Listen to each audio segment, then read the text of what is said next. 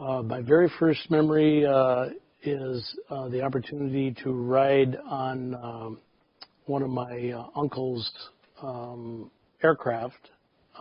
His name was Orvis M. Nelson.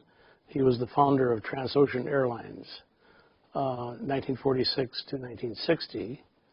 And when I was a very small boy, about 6 or 7, I had the opportunity to, with my mother, to board a Martin 404 that was one of his airplanes.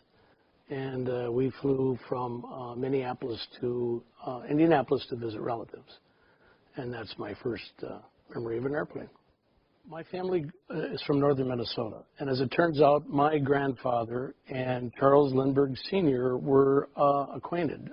They were Republican politicians in northern Minnesota. This is the turn of the century, just prior to World War I.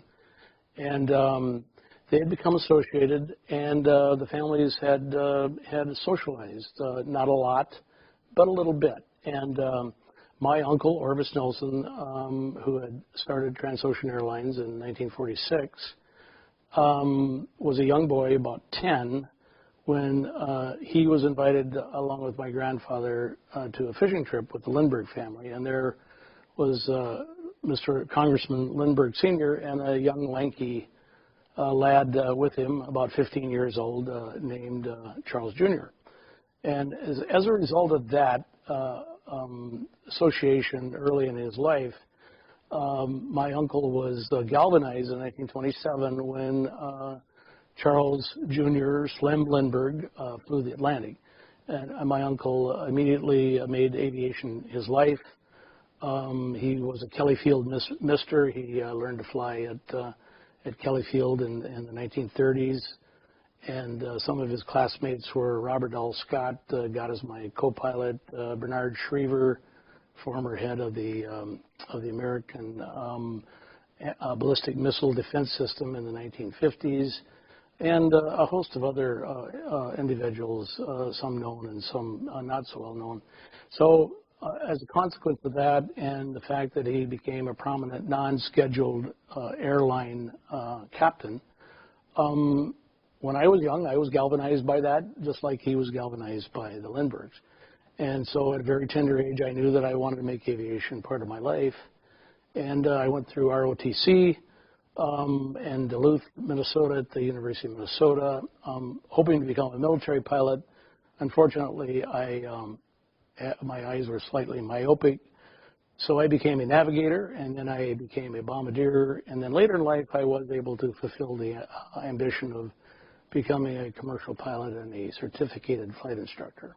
I graduated, I was a distinguished military graduate at the University of Minnesota Duluth and commissioned on 9 June 1966, incidentally receiving my diploma and certificates from none other than Vice President of the United States, Hubert Humphrey, he being a native Minnesotan. That was kind of an interesting thing. And 2 months later, I was on my way to Mather Air Force Base, California, to Navigator School there, undergraduate navigator training, UNT, and that began in August of '66. And again, as I said, I couldn't go to pilot school, so I did go to Navigator School. That was a 9-month program at Mather for navigator training. And in those days, you learned to be a real navigator. You learned dead reckoning navigation. You learned radar mapping navigation, celestial, Loran over water navigation, you name it, whatever it took, drift meter, how to use drift meters, that sort of thing, just like the World War II fellow.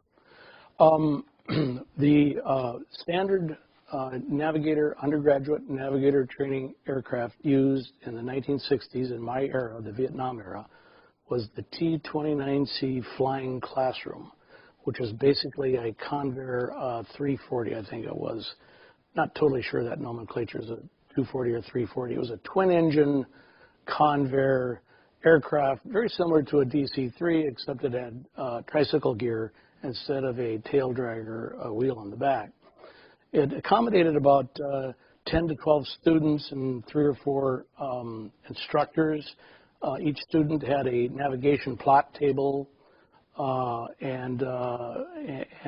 was 3 domes that could be used at the top of the fuselage in the aircraft for celestial observation, bubble domes.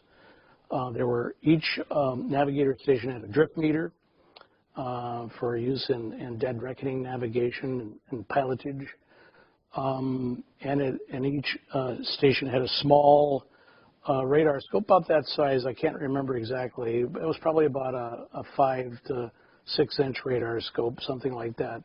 And that was where you first learned as a navigator radar mapping techniques, where you could fix your position by identifying ground returns, known ground returns, and taking a range and bearing off of that return, which would indicate where your airplane was.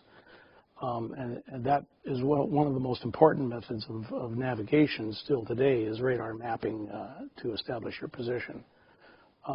So you would fly, in the 9 months that we had navigator training, we flew 40 training missions.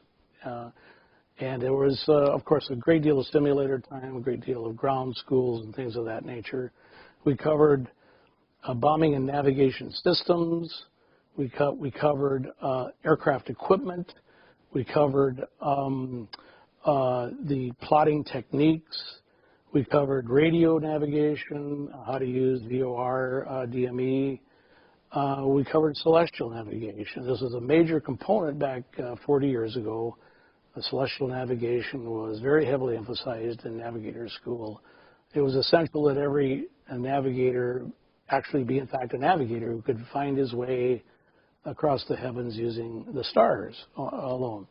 So that was a very extensive course. So actually doing the shots, using the HO 249 tables, which showed declination and various aspects of azimuths of the stars specifically. And then you have to consult the Air Almanac for the time of day. And fortunately, a lot of very smart people figured all those tables out for you, because in the very early days of navigation, air navigation, the early navigators had to do all that mathematics on their own each time. It was very complex. So you would do all those things and learn how to do 3-star fixes, take sun lines and things of that nature. And we also learned how to use overwater equipment, LORAN, long-range navigation. LORAN is a short acronym for long-range navigation. And that was a radio pulse system from transmitters that allowed you to fix your position over the ocean without using celestial navigation.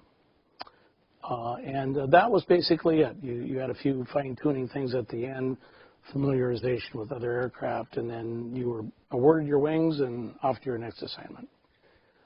After graduation from navigator school, there was a great demand for people to go into the B-52s, and that would be people as in rated non-pilot flying officers, people coming out of navigator training.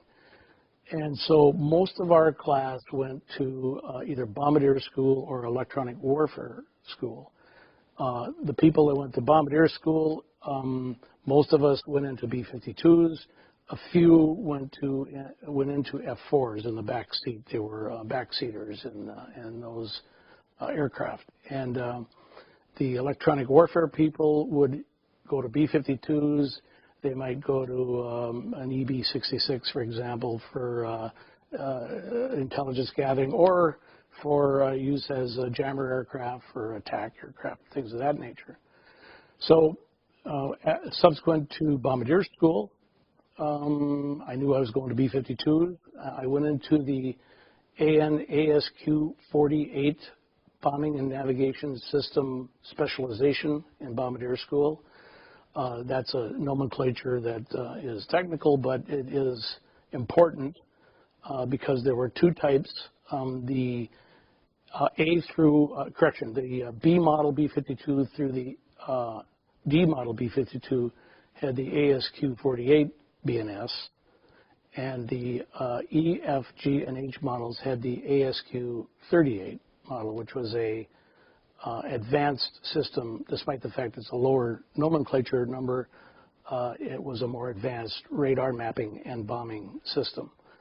So I went through the Q-48 school, as we said, graduated from Bombardier School. That meant with the Q-48, I was going to go to a B-52 D model, which was the Vietnam D model, the Vietnam B-52 rather.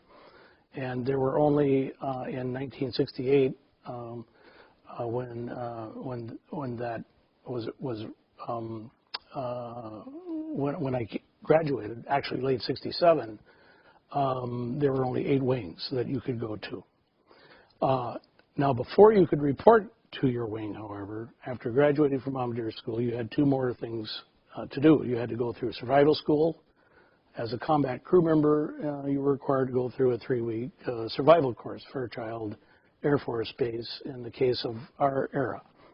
And then subsequent to that, it was required by all B-52 crewmen to go through Castle Air Force Base combat crew training. And that's basically, in the pilot language, that's getting our type rating in the B-52 as navigator bombardiers. That was a 3-month course. There were 12 sorties, 12 flying sorties, and an awful lot of ground school. And then after we got through with Castle, we would report to one of those 8 D model wings that I mentioned. And I went to the 306th Bomb Wing in at McCoy Air Force Base in Orlando, Florida. The 306th is a storied wing. It was created in 1943, and it flew in the famous Regensburg-Schweinfurt double strike mission with Colonel LeMay at that time as one of the leaders of the air divisions, of one of the 2 air divisions. LeMay had a long association with strategic aircraft. Joining the 306th Bomb Wing in late spring of '68, I was immediately informed that we were going to form a new crew, and many new crews were formed because the wing was going to be deployed to Southeast Asia in late September of that year. The Tet Offensive was really rolling. The war was escalating, and more bombers were needed. So I still had to go through a certification process at Orlando. Many steps before you can become a combat crew member in a strategic air command B-52. And by the way, incidentally, I omitted special weapons school. Just after Bombardier School, there's a 4-week special weapons school that's nuclear weapons. So that would come after Bombardier School. So then there was about a 2 to 3 month certification process at McCoy, where you flew missions. You got to know the D model B-52. You got to know your crew. You started to weld yourself together as a crew, a cohesive unit, and you took tests, and probably most importantly, from the nuclear deterrent perspective, you had to certify a specific mission should a strategic integrated operation plan, SIOP plan, execution order be initiated. That is, go to war, go to nuclear war. And so we had to be assigned a specific target against a prospective enemy and certify that to a field officer, a field flag rank officer general, usually a division commander, and you would stand up as a crew for a 2-hour certification process where you would explain the profile in great detail about how you would fly the mission to country X, deliver your nuclear weapons, where you would recover, and so forth. Once all that was done, you passed your certification process, you passed your checkout rides, then you were officially certified a B-52 combat crewman. That actually, from day one, now that whole thing that I just described, from when I entered the first day of navigator training and when I was certified as a combat crewman, was over 2 years, just over 2 years. So we'll go back now to our crew, McCoy crew, E-30, 6 men, pilot, co-pilot, radar navigator, electronic warfare officer, and gunner. And by the way, very briefly, I should just mention the relationship of the radar navigator and the navigator, the two men down in the black hole, if you will. A separate compartment below the main compartment, the upper compartment. It's a window, basically a windowless compartment filled with radar scopes and navigation equipment and all the things that you would expect in that environment. The relationship between the two men, and a lot of people don't understand this, because in World War II, we had a separate bombardier and we had a separate navigator. And those two men were trained specifically for those two professions. For example, a bombardier was given only very rudimentary navigation training in the event of emergency. He could do a little bit of DR navigation and had a basic understanding of a few things, but he really couldn't do anything else. And the navigator, unless he took upon it himself to learn from the bombardier, really didn't know how to use a Norden or a Sperry bomb sight. In the beginning with the certainly beginning with the B-47, perhaps in some cases earlier, but in the B-47 and into the B-52, the men that were down in the black hole, the so-called navigator-bombardiers, had to be trained both ways. They were both navigators and bombardiers. And they had the same relationship as a pilot and a co-pilot. The man on the left was senior. He was responsible for all the operations down in the black hole. The man on the right was the junior, so-called co-pilot, if you will. The man on the right was called the nav. In the B-52, we called each other the radar or radar nav, or we said nav. That's how we identified the two people. The nav was primarily responsible for the navigation of the aircraft. He assisted the other man in the bombing. The bombardier, the left man, the radar navigator, was primarily responsible for the bombing and assisted in the navigation. Though he was senior, he was also responsible to make sure that the navigator was on top of things and knew what he was doing. So that's really the relationship of the man. I got off a little bit there, but I think it's important to make that distinction of who those crew members were. And of course, we had the gunner in the rear.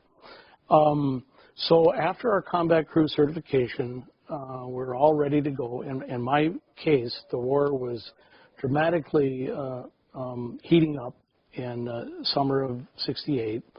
And it was necessary for our wing, the 306th Bomb Wing, to get over to Southeast Asia as quickly as possible. So we immediately received orders to begin training and using conventional munitions, because up to that time, none of us had ever dropped iron bombs, as we called them. A nuclear bomb was a nuke. A conventional weapon was an iron bomb. That was the traditional way of identifying them. So what did that involve? That involved taking some practice bombs up. The practice bombs were, I think, around 250-pound gross weight, and they had, I think, about a 10-pound black powder charge fused in the nose. And we went down to Matagorda Island in Texas, where there was a gunnery range, a practice bombing range. And we would go down there and practice dropping live bombs just to see how it was done and see if we could hit the island. And so we did that training, and that happened very quickly. We only flew, I think, 2 or 3 of those sorties. It wasn't that complicated, really, to do that. You just needed to get you needed to have the experience of dropping live munitions before you went over there. So there we were, and the wing deployed. All of a sudden, we got the orders, move out end of September '68, and off we went. And the whole entire wing deployed. That included, I think, about 18 B-52Ds and probably an equivalent number of KC-135 tankers. Nearly every SAC wing had, and probably every one of them, had not just the bombers, but they had their tankers with them too. They're joined at the hip. The bombers had to have the tankers. There was just no way they were going to do anything without tankers. So a tanker squadron was always dedicated to a bomber squadron, and they formed a wing, in my case, the 306th Bomb Wing. So the entire wing deployed, tankers and bombers. We went initially to Guam, which almost everybody did. There were 2 over-the-shoulder flights given to each new crew, and that meant that on the first 2 sorties that you flew into the Southeast Asian theater, which, by the way, was not a Vietnam War, it was a Southeast Asian war. I dropped bombs, and as did everyone else, we dropped bombs in all 4 countries: North Vietnam, South Vietnam, Laos, and Cambodia, if you were there for any length of time. So a lot of people don't understand that distinction from the air war, and that's true, I think, of 7th Air Force with their tactical aircraft.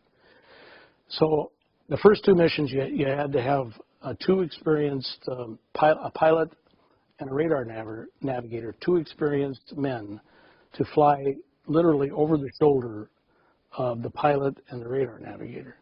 So an experienced pilot would sit in the jump seat next to the pilot, advising him as we went to the sortie, and an experienced radar navigator would sit. There was a special seat in the back in the black hole for the instructor navigator, and he would sit there advising the bomb nav team on what to do. And after those 2 missions, if everything went okay, you were on your own, off you went, and you started flying routine sorties out of Anderson. Over the course of the 8 years that the B-52s were engaged in Vietnam, in Southeast Asia, and that would be from June 1965 until August of 1973, over that entire 8-year span, 3 bases were used. Anderson Air Force Base on Guam was the home base, if you will. It was the headquarters of the 3rd Air Division of 8th Air Force, and that's where all the planning of the sorties and everything came from. And there were 2 other bases that were used. Kadena Air Force Base on Okinawa was used for 2 years, not very extensively. It was really kind of a minor operation. It was used at the height of the war in '69, mostly because there were so many sorties that were required to fly. They couldn't all be accommodated out of Guam and the Utapao, the other base, which I'll get to in a moment. So Kadena was used for a couple of years and then closed down permanently in 1970. And then the 3rd base, the forward operating base, and probably the most important one as far as prosecuting the war, was Utapao Royal Thai Navy Air Base. And it was on the Gulf of Siam, just south of Bangkok, and about 80 or 90 miles south of Bangkok as it bends around into the Gulf of Siam. And it was a Royal Thai Navy base. It was leased by the American Air Force to bring in B-52s, Thailand being one of our allies. And that was opened up in late '67, and I got there while it was still pretty primitive operating base. Our officers club, even in a year later, was still the old Royal Thai Navy officers' stable, their riding stable, and you could still, it was a dirt floor packed on, and you could still smell the horses when you ate your dinner. That was kind of interesting. Later, there was a real nice club put in because the war turned out to be like a World War I thing, a static war that lasted forever. So they put in a lot of permanent facilities later. Utapao became very, very important because it was so close to the operating theater. It was only 2 or 3 hours away from any target in Southeast Asia. So you could fly daily sorties out of Utapao in the heavy bombers, whereas in Guam and Okinawa, you could only fly once every 2 or once every 3 days. So that became a very effective base to operate on. Shorter missions, you could fly daily missions. You had faster reaction time to target identification time. You didn't have all that long lead time that you required. So that became the most important forward operating base. So we're going to do a typical profile mission. Well, let's do it out of Anderson. That was the home base. Most people identify Anderson as the main operating base. It was a long mission out of Anderson, a 12-hour flight usually. You had to get up. Now my exact recollection of the exact time on these is approximate, but you probably had to get up at least 6 or 7 hours before takeoff time to get things started. So you get on at a point, at some point you got on the bus, you drive down to the briefing room, and you have your briefing. That whole thing would take an hour. Then you'd have individual target study by the navigators. They'd go off and study maybe for another hour. They'd study the targets, how the targets or the offset aiming points, and I should talk about offset aiming a little later. How those radar returns would look on your scope. Many times we would have photographs from SR-71s or from previous B-52 missions, so we'd study those photographs and be able to identify the points that we would aim at. And that was a very important part of the mission plan, was making sure that the radar navigator and navigator could identify the aiming points correctly and make sure they could hit the target, which was the whole point of the exercise. While the specialty briefing was going on, for the navigators, the pilots would have their own specialty briefing. They'd learn all about what their fuel requirements would be. They'd do their weight and balance calculations. They'd plan out their cross feed, which of the 12 fuel tanks in the B-52s, where are they going to draw down, at what time are they going to turn the switches, and so forth. It was a very complex part of the operation, actually, was all that planning. You had to make sure that all be done to keep the aircraft in balance. The gunners and the electronic warfare officer would do their defensive measures. They'd make sure that if they needed flares, if we were going up around the Ho Chi Minh Trail, up in the north, around the Laotian North Vietnamese border in a threat area, we had to make sure that we had flares and chaff and things like that. If there were potential MiG or anti-aircraft threats, and be advised of those and things of that nature. In the south, you didn't have those, but as you went farther up in the north, the threats obviously increased proportionately. I didn't mention in the general briefing, I went by that pretty fast. In the general briefing, it was pretty much the way you see it in the World War II movies. You know, everybody sits down in a row, the crews sit down in a row. The general walks down the middle of the aisle. We all pop to attention. He introduces the mission. He tells you where you're going. The curtains come open. It shows the map, the lines. The briefer comes up, tells you the route, gives you the overview of what you're going to do, what the armament loads are going to be. What are they going to be? 500-pound bombs? Are they going to be 750s? What kind of strings you're going to run, the interval time between each bomb being released, how that's all going to work. Then the weatherman would come up and tell you what the weather was. Intelligence would overview, again, what I mentioned earlier, threats of whatever threats might be out there. And then the chaplain would mop up, and then we'd break for our specialty briefings.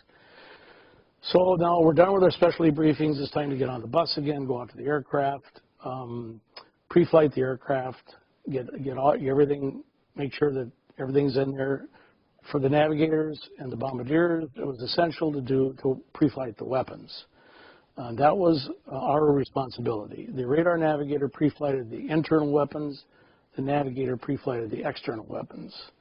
And what were they? Let's just briefly overview the standard B-52D big belly bomb load. There were 84 500-pound bombs, 500-pound bombs inserted into the bomb bay in 3 clip-in assemblies. And so, if you will, you had like 28 bombs inside one clip-in like this, and then you'd have 3 of these. And one would go in the forward part of the bomb bay, one in the middle, and one in the back. And that really eased the loading. The bomb dump guys could really move those things in there real fast. Just literally clip them right into the bomb bay, close the bomb bay door. The externals on each side of the wing, there were 12, and you could carry anything you wanted out there. You could carry 500-pound bombs, 750-pound bombs, leaflet bombs, which sometimes we carried 1 or 2 of those. And those were individually clipped on the wings. So the bombardier team, the nav bomb team, was responsible for pre-flighting those weapons and getting them pre-armed What did that mean? That meant you went in and you looked at every individual bomb, and you made sure that the shackles were closed tight and closed, that the one wasn't loose. You made sure that the weapon looked okay. You'd make sure that if it was fused, both nose and tail fuses, that both of those fused, the impellers were properly, could flow freely, that they were all right, ready to go.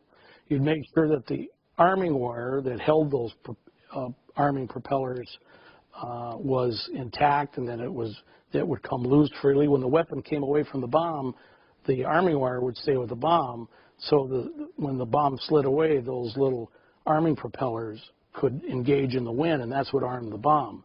And usually it was about 300 revolutions to engage those. So you want to make sure that was okay.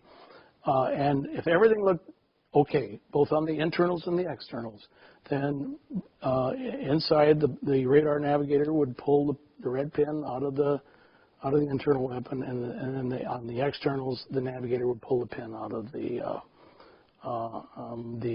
red safety pin out of the external weapon. And now the weapons are ready to go. All you needed to do to release them and have them go off was to just do the sequence of the checklist inside the aircraft, and they were ready to be released. That was the most important part of the pre-flight, as far as I'm concerned, other than making sure that the aircraft would go up and come down in one piece. Obviously, the pilots were doing what all pilots do. They were going around kicking the tires, making sure that there were 8 engines hung on the wings, and that everything looked all right. The gunner went back and checked his quad 50s. He had 4 50 caliber machine guns in a turreted pack, and he had to make sure that that was all, everything was fine with that, and it looked good. His fire control radar would work. The electronic warfare officer went around, made sure that his chaff dispensers were filled, that his antennas were all in good shape for his jammers, whatever he would need out there, that his flares were okay, that they were properly inserted if they were called for in the mission profile if he was to have flares on board. So that you've got all of that ready. The pre-flight is done, and then there's time to wait before takeoff. So usually you went out, had a drink of water, you sat down, got out of the airplane, got everything calmed down, and you stood for your watch, and you waited for the time to light the fires. And when that time came, and if everything was okay, and your airplane wasn't broke, and you didn't have to bag drag, as it was called, to the spare, a few minutes before engine start, you got back into the airplane, you fired her up, and you took off in the sequence that you were scheduled to go. What was the sequence? The standard ArcLight format was 2 3-ship elements. And there were, for the example that I like to use in my book, The Black Hole, it was red cell and blue cell. Red cell and blue cell flew out of Guam, and they always flew together. There were 3 airplanes in blue cell, or blue 1, blue 2, blue 3. Same in red cell, red 1, red 2, red 3. Red cell was in front. Red 1 was the leader, the wave lead, as they were called, and they led the wave in. The Strategic Air Command found that the best and most effective, efficient use of the B-52 as aerial artillery in Vietnam was to use these 2 6-ship elements, 2 3-ship elements, I'm sorry, 6 airplanes. If you used less, you couldn't give the target the necessary attention. If you used more, it was a waste of bombs and time and people.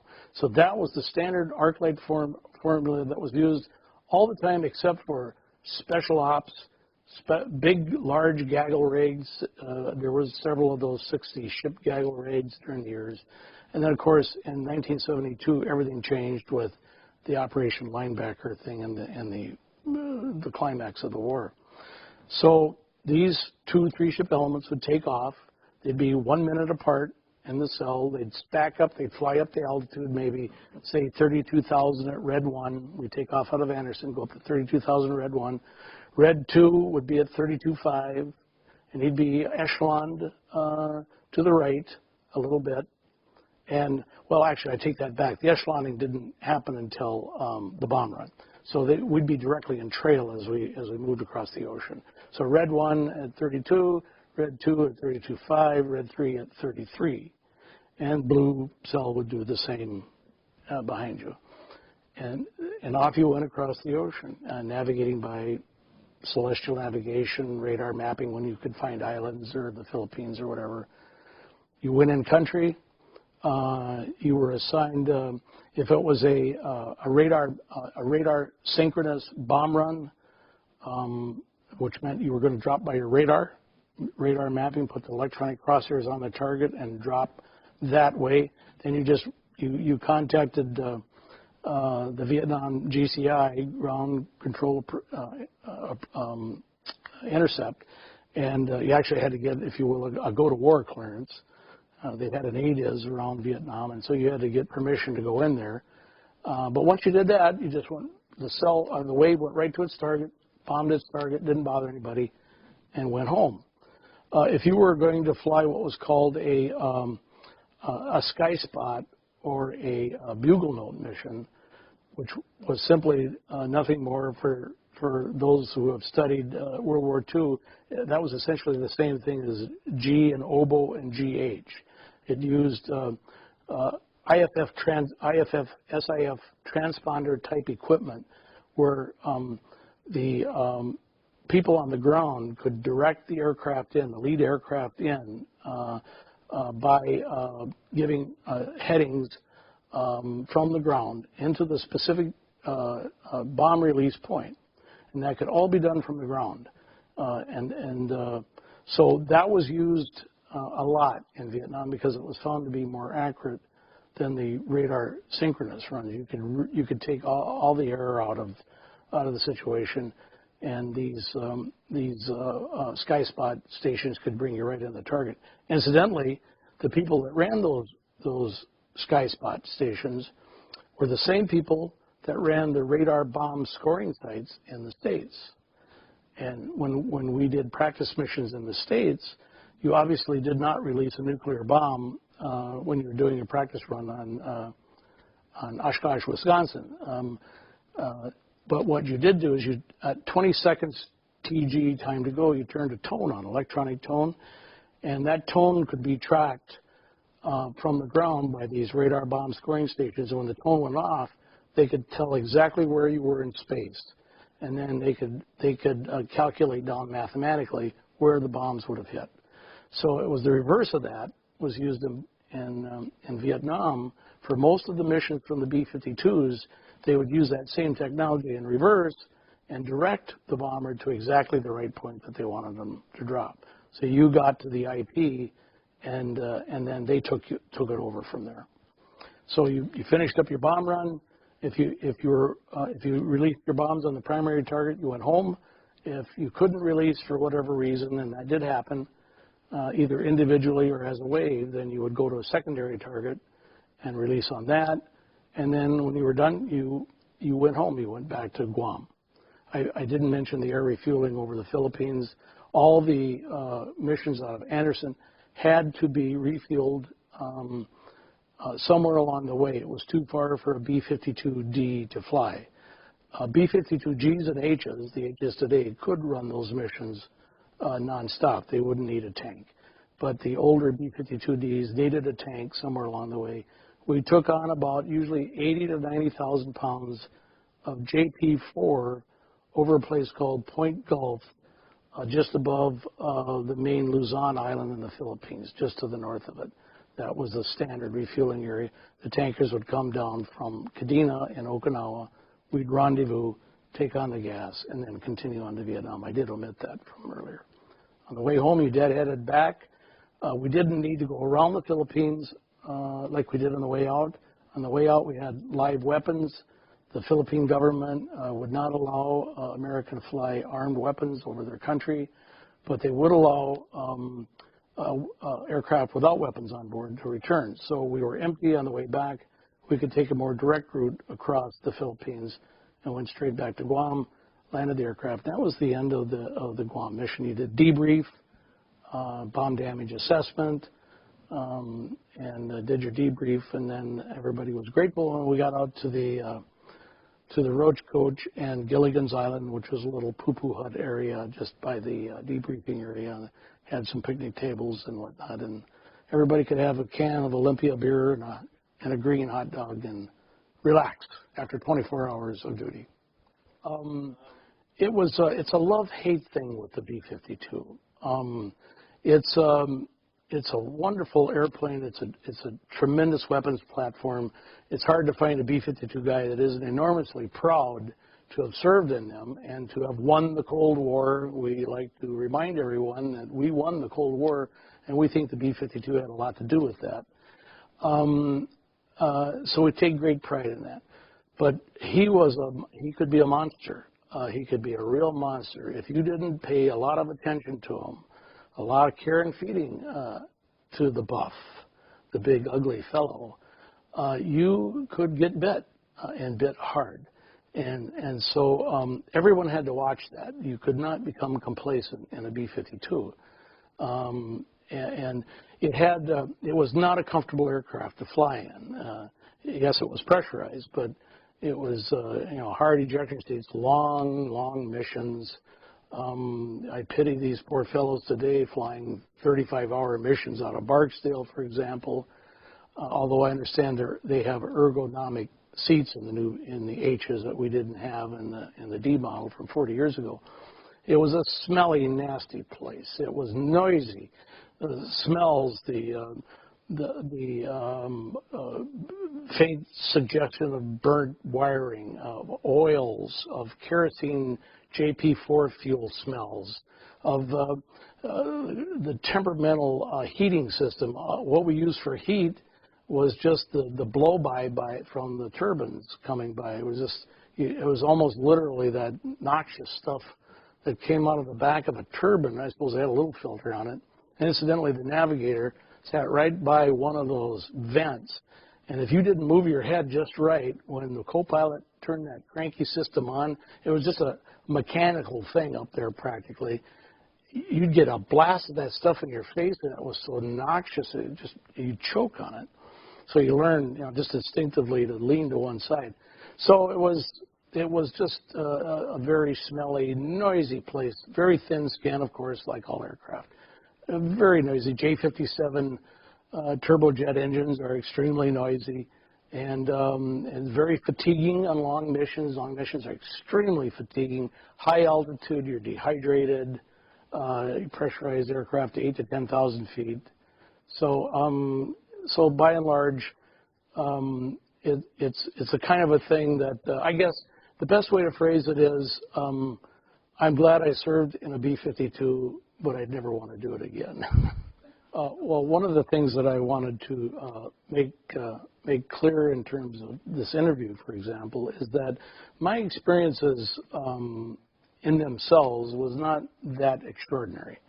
I had 145 missions from 68 to 70, 2 TDY tours. For a cadre wing member, that was probably maybe a little below average. Most of the fellows in the cadre wings had at least 3 tours and about 200 missions. Now, those missions were all, almost all, well, let me rephrase that. Those missions were not in Route Pac 6, which is, again, the most dangerous area in Vietnam. That's where all the fighter pilots would go into the Red River Valley, the Hanoi Haiphong area. Those were the riskiest place to engage in air combat. And the B-52s did not go there until 1972. So those of us that were early ARC-like people, if you will, again, the war went on for 8 years. We didn't fly into Route Pac 6. So our missions were, relatively speaking, not anywhere near as risky as those that came later in 72 from a personal safety standpoint. We did have our situations, just very briefly, those kinds of things. Probably the airplane itself was the biggest concern. It was a very complicated war machine. The D models were starting to get older. I personally saw a wing fall off of an aircraft launching out of Guam. All the men were lost. we lost from 1965 to 1971, prior to the 72 engagement, worldwide in the entire B-52 force, we lost more than 30 aircraft to accidents. Now, those men are just as dead as they would have been if they'd been shot by a bullet, but they didn't engage in combat, so of course, whether you want to make that kind of distinction is up to each individual. But those were issues that we faced. The men flying airplanes are inherently dangerous in many ways, and particularly warplanes are nowhere near as safe as civilian aircraft. As far as personal incidences that happened to me, there was a couple of attempts at MiGs to penetrate our wave up on the Ho Chi Minh Trail. Those were driven off by Little Friends, F-4 Phantoms. We had one SAM shot at our wave one time. It must have been shot by a blind man because it missed by literally a country mile. A very minor kind of thing. There was so much jamming that SAM didn't have a chance. I had one situation where an intelligence officer forgot that although 105 millimeter anti-aircraft guns are effective only to about 30,000 feet, absolute altitude, if you drag those guns up to the top of a 6,000 foot mountaintop, they can reach to 38,000 feet on your true altitude. So we rushed in on the Ho Chi Minh Trail one time at 36,000 feet and got met with a hot reception one time, and that was an interesting experience. But basically, all the really heavy-duty World War II type, the Messerschmitts and the Focke-Wulfs coming in and so forth, that kind of thing happened in 1972. So I'm a representative of probably all the fellows. I had the opportunity when I wrote this book, Flying from the Black Hole, the B-52 Navigator-Bombardiers of Vietnam, released in June 2009 by the Naval Institute Press. My purpose in this was to tell the story of the 8-year war, of what happened to all the navigators and bombardiers, including the ones that flew in Arclight 1 in 1965, all the way to the final missions in August 1973. I was able, through my associates in the 306 bombing and my own experiences, to write the history of the war up to early 1971 based on that, largely on that experience. For the work in Operation Linebackers 1 and 2, I had to do extensive interviews with men who had flown in those missions. Some of them I knew, a lot of them I became acquainted with. They were very helpful. They were thrilled to hear that their story was being told. I received tremendous cooperation from all of them and of the ones that I contacted. And it enabled me in my book to describe exactly, I think, as close as anyone can in a book, to describe exactly how those bomb runs were conducted in Operation Linebacker 2, what the threat was, what the men were feeling, how they dropped their bombs, what their aiming points were, and the results that they achieved. So again, to discussing the way that the cadre wings, the D-model cadre wings, were handled during the 8-year Vietnam War. Again, there were 8 wings and 8 years. These wings rotated on a TDY basis. They would be over there for 6 months. They would come back to the States for 6 months, and they would go back over for 6 months, and so forth and so on. Now, that wasn't an absolute rigid schedule, but that was fundamentally the idea, that the way that it went, which incidentally put a very heavy burden on the D-model crews. The other B-52 wings got a pass to a very large degree, and that caused some friction among the B-52 community, that the D-model wings were bearing the brunt of the war and the overseas life. And very frankly, it was very hard on families. There were tremendous familial problems and all the consequences that come from that. But So at the end of the 6-month tour, you would go back to the States. Now, what you had to do with that, the whole wing would rotate back. Some guys would fly a bomber back. Some would take the tank ride back with other crews. You'd arrive back at your home base, in my case, Orlando, Florida, the 306 bomb wing at McCoy Air Force Base. And we had to very quickly, we had 3 or 4 days of rest, just like a leave, just to pull ourselves together and jet lag and all that. And then we had to immediately get ourselves recertified back again as nuclear combat crewmen, because we had a dual role. We had to fulfill our obligation as the great nuclear deterrent, that the Soviet threat was still there. In fact, they were watching. The threat may have even been more severe because the Soviets knew that half of our bomber force, or a third at least, was overseas. And our nuclear deterrence ability was compromised because of this. So there was tremendous pressure on the wing commanders and the crews to get all the men coming back from the conventional war, to get them recertified as nuclear-ready combat crewmen, certified to sit nuclear alert. And so there was a big rush to do that. You had to recertify, get your targets, learn your single integrated operation plan target, and go through that whole process, fly the check ride again, and get your head away from iron bombs and back into nuclear bombs. So you would do that, and then as it turned out, and I think I talked to a lot of the D model wings about this, and I think the same thing happened to everybody. We all had to stand a lot of alert because SAC just couldn't meet their obligations to DOD, the Department of Defense, to get the necessary number of birds on alert without accelerating the schedule that the crews were supposed to spend on alert. And alert was very hard on the families because you had to spend 7 days of incarceration.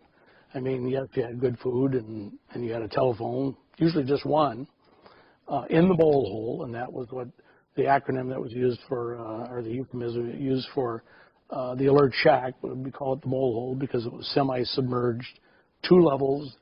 The lower level had living quarters, the upper level had the briefing room and the cafeteria and so forth. So you would go on, most of the time it was 7 days that you'd be on alert. You'd go out and you'd, when you came on alert, you would do what's called cocking the aircraft. You go out, make sure that the nuclear bombs that they're ordered were on the aircraft, that they're pre-armed, that they're all set, whatever settings that need to be made, that everything is in order. You'd put your maps and your you'd leave your brain bucket on the back of your ejection seat, for example, for the Navigator, so it'd be right there ready to go. You had your cold weather duffel bag. You would just leave that in the aircraft. It was all ready to go. So everything was there. Everything you needed to fly a mission was left in the airplane. And those airplanes could be anywhere from 4 to 8, 10. It depended on the base. They would be out in the alert pad. It was usually called a Christmas tree. It was referred to that when you were speaking about this area, you'd say, yeah, the mole hole's out next to the Christmas tree. And the Christmas tree was so named because the bombers were stacked, if you will, kind of like that. Maybe I should do it this way. Stacked like that, so that looking at it from the air in a certain way, they looked like a Christmas tree. The bombers had to be close to the mole hole, to the alert shack, so you could run out there and jump in the plane. The airplanes in the farthest away actually had a pickup truck, a blue pickup truck. The guys could just pile in the truck and race 300 or 400 yards out in a pickup truck to save a minute or two. So you would stay in the mole hole for 7 days, and your job was to be ready to respond to the klaxon. In the Cold War, the idea was you had 15 minutes to get your aircraft airborne once it was decided that the enemy missiles and bombers were on their way. That was a standard number that had been decided upon based on the distant early warning system and the ballistic missile early warning system, the BMUs and the DEW lines up in the Arctic Circle. So that number had been calculated, 15 minutes had been calculated as an average. So you wanted to, that was the absolute maximum time that you had. When the horn sounded, you had to get those bombers out of there by then. Usually it could be done in 5 or 6 minutes, 7 minutes maybe. It was usually, and everybody would respond. You just go immediately. And so that's what you did. You stood alert for 7 days. You were off for 4 or 5 days for crew rest. And then you maybe fly a practice sortie. And then you probably go right back on alert again. And then you get a 30-day leave and maybe on alert a few more times. And before you knew it, the orders came down again to go back to Southeast Asia. There is one electronic warfare officer, and I'll mention his name. His name is R.J. Smith because he's fairly famous within the Strategic Air Command. And he is, we believe he has the record for the most Arc-Light missions and linebacker missions. 500, I believe it's 506 missions. So that must be 3.5, 4 years in theater. Shows you how many times that he had to go back on these TDY things. Quite an adventure for him. So, and that was it. You were done. You fulfilled your nuclear deterrent thing, and now you went back to dropping iron bombs again.